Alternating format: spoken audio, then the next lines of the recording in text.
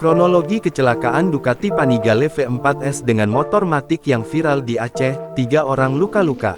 Tengah beredar video yang memperlihatkan kecelakaan antara motor Ducati dengan motor matic di Lokseumawe, Aceh, viral di media sosial. Video menjadi bahan perbincangan setelah diunggah salah satunya oleh akun Instagram @unikinfo.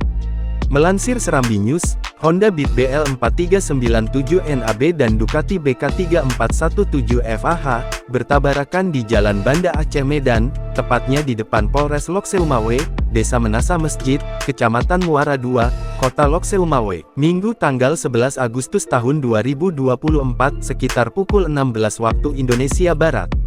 Kasat Lantas Polres Lokseumawe AKP Mo Abdi Hendriyatna, Selasa tanggal 13 Agustus tahun 2024 mengatakan, kecelakaan bermula ketika sepeda motor Honda Beat yang dikendarai Taufik Firmansyah Abda, 21 asal Desa Menasah Mesjid Kota Lokseumawe yang berboncengan dengan Lewa Ulhamdi, 23, melaju dari arah barat menuju timur.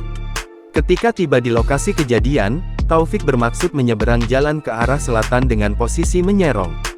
Di saat yang sama, M. Fahri 17 pelajar dari Desa Kedekunda, Kota Lokseumawe datang dari arah timur menuju barat dengan sepeda motor Ducatinya. Karena jarak yang terlalu dekat, tabrakan antara kedua kendaraan tidak dapat dihindari.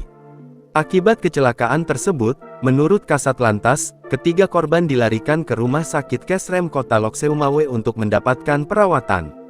M. Fahri, pengendara Ducati, mengalami luka lecet di bagian kaki. Taufik Firmansyah, pengendara Honda Beat, juga mengalami luka lecet pada kakinya.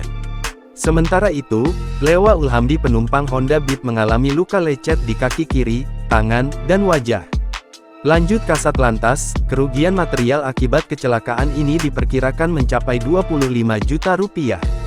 Sepeda motor Ducati mengalami kerusakan pada bagian depan, sementara Honda Beat mengalami kerusakan pada bagian samping kiri dan belakang.